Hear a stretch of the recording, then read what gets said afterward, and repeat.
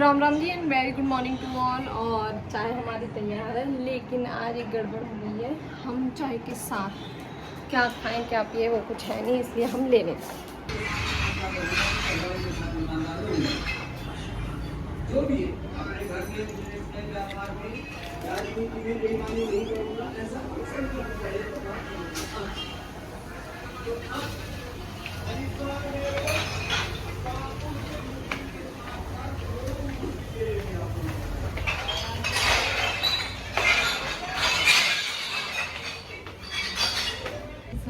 तो मैं ले आई हूँ काफ़ी सारा सामान। आप देख सकते हैं 1 हफ्ते का सामान होगा, साथ में फल भी है, क्योंकि मुझे तरबूज गर्मी में बहुत अच्छा लगता है, इसलिए मैं इसे लाना नहीं भूली। और घर आके अब सबसे पहले चाय पी जाएगी।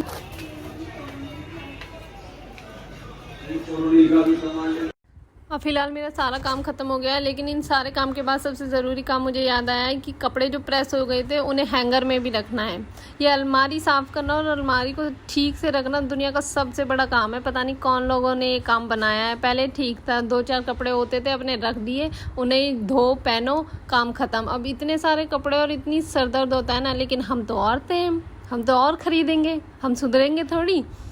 मेरी भी यही हाल है। अगर मैं अपने पति के सामने ये सब बात बोलूँ ना तो वो मुझे घूसा मार देंगे, क्योंकि रोज़ मुझे एक नई ड्रेस चाहिए, हालांकि सबको चाहिए। तो ये काम ख़त्म करके मुझे तसल्ली हुई, क्योंकि ये काम मेरे लिए बहुत बड़ा सरदर्द है। हाँ, तो अब टाइम हो गया शाम के खाने का, और सबसे पहले चाय के बर्तन धोए जाएंगे, उसी के बाद कुछ काम होगा। और आज स्पेशली व्रत के आलू बनने वाले हैं, क्योंकि मम्मी का व्रत है। अगर आपको मेरी चुन्नी से प्रॉब्लम हो रही है तो प्लीज़ माइंड मत कीजिएगा, क्योंकि ये मेरी सबसे फेवरेट वाली चुन्नी है और सबसे ज़्यादा कंफर्टेबल है। पता नहीं पुराने ज़माने की औरतें ओढ़ने में कैसे रह लेती थी। कभी कभी मैं सोचती हूँ कि हमारी माँ दादियों के साथ कितना टॉर्चर हुआ है ना। और हाँ, अगर आप सोचें कितनी कमेरी है कि खाने के बीच में झाड़ू लगाने लगी, तो मैं आपको बता दूँ कि मम्मी से गलती से एक कांच की बोतल टूट गई है, मैं उसे साफ़ कर रही हूँ, क्योंकि अगर कांच यहीं छोड़ दूँगी तो किसी न किसी का पैर कट जाएगा, इसलिए मुझे तुरंत के तुरंत साफ़ करना पड़ा है। हाँ, स्पीड तो देख ही रहे हैं आप मेरी, कितनी फास्ट फॉरवर्ड हूँ मैं घर का सारा काम इसी स्पीड में कर देती हूँ, इसीलिए मैं पूरे दिन लोगों को फ्री नज़र आती हूँ। सॉरी।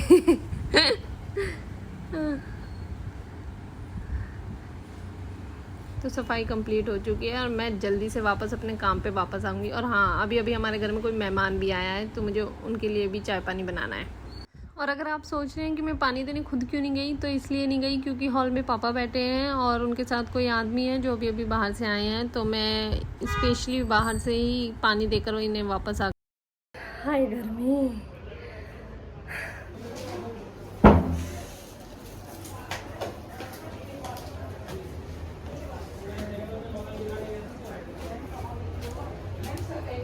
गर्मी से बुरी तरह बैंड बज चुकी है। आलू छीलेंगे अब हम कमरे में पंखे के नीचे।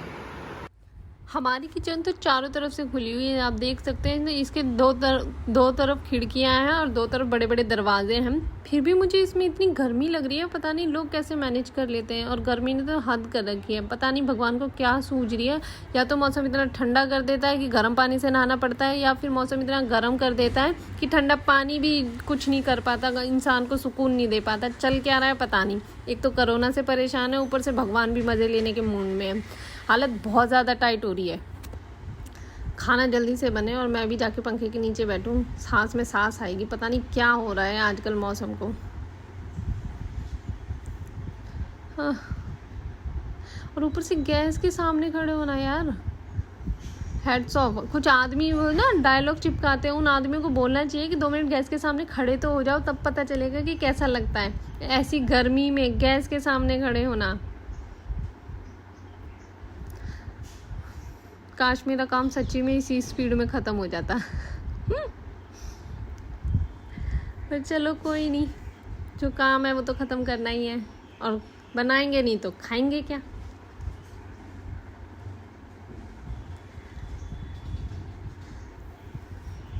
बस ये लास्ट स्टेप है, इसके बाद मेरे आलू कंप्लीट हो जाएंगे।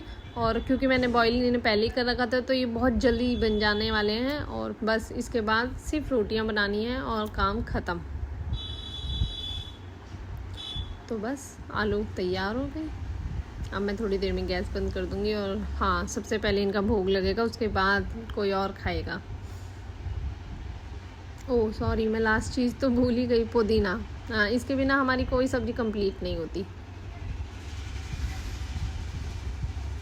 तो हमारे आलू बनकर तैयार है, अब लगने वाला है भोग। बर्तन निकाल चुकी हूँ।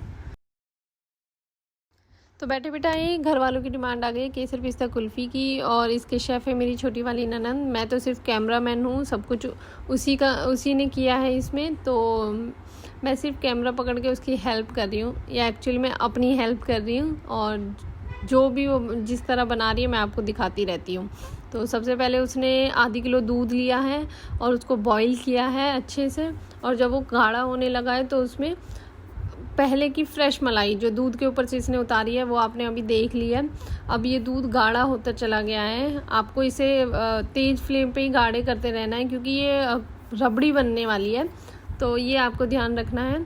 अब इसमें ऐड करने वाले हैं चीनी, वो आप अपने टेस्ट के हिसाब से ऐड कर सकते हैं। हमारे घर में तो थोड़ी ज़्यादा खाते हैं, तो इसलिए हमने इस हिसाब से डाली है, बाकी आप अपने हिसाब से अपने टेस्ट के हिसाब से डाल सकते हैं।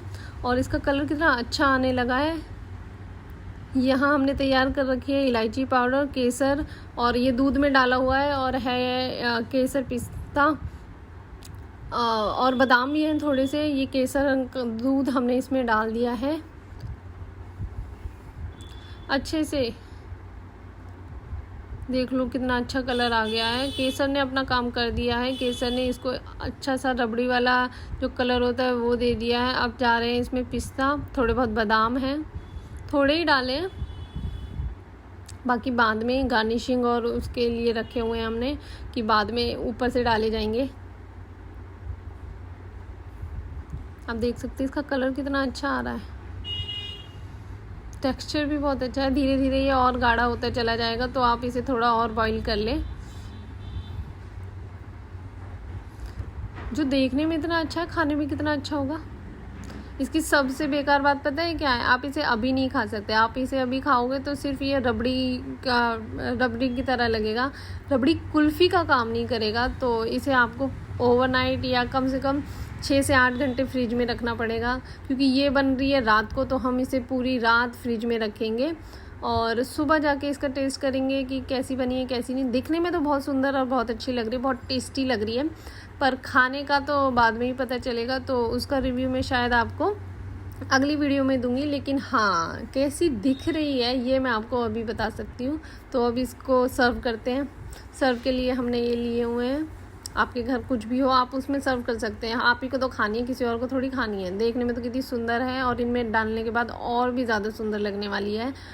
तो हम इसमें पोर कर देते हैं, उसके बाद आपको दिखाते हैं। तो ये ऑलमोस्ट 4 से 5 मटकी के लिए बनी है, सिर्फ आधी किलो दूध में, जिसमें 1 चम्मच के करीब मलाई और डाली थी। आप अगर ज़्यादा बनाना चाहें तो ज़्यादा दूध डाल सकते हैं, कोई प्रॉब्लम नहीं। लेकिन ये हम फर्स्ट टाइम ट्राई किया इसलिए ज़्यादा दूध वेस्ट नहीं किया, क्योंकि ख़राब होने का भी डर था, इसलिए हम रिस्क नहीं ले सकते थे। और हमने कम से कम दूध में बनाने की कोशिश की है। हालांकि देखने में ये बहुत यम्मी लग रही है, पता नहीं बनेगी कैसी, मुझे वेट नहीं हो रहा। तो ये बन गई है, और सॉरी इसे अब हमने रख दिया है फ्रिज में। इसका रिज़ल्ट हम आपको कल दिखाएंगे। तो इसी के साथ ख़त्म होता है आज का व्लॉग और आज का दिन। तो गुड नाइट, गुड बाय, और अपना ध्यान रखें और घर में ही रहें, और बाय बाय।